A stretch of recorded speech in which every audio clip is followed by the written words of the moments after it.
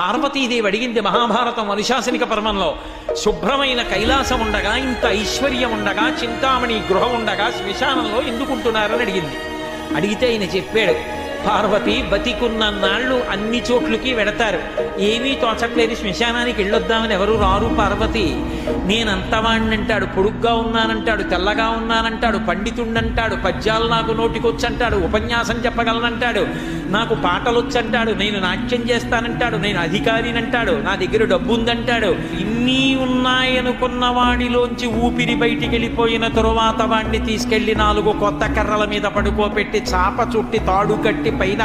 నూలుబట్ట కప్పి తీసుకొచ్చి అన్నీ తీసేసి కర్రల మీద పడుకోబెట్టి కాల్చేస్తుంటే జీవుడు లేచి నిలబడి పుర్రె పగిలిపోయిన తరువాత కన్న కొడుకు కూడా స్నానం చేసి వెళ్ళిపోతుంటే చీకటి పడిపోయాక, అయ్య బాబోయ్ చుట్టూ ఉగ్రభూతాలు, నా వాళ్ళన్న వాళ్ళు లేరు, వీళ్ళని నమ్ముకున్నా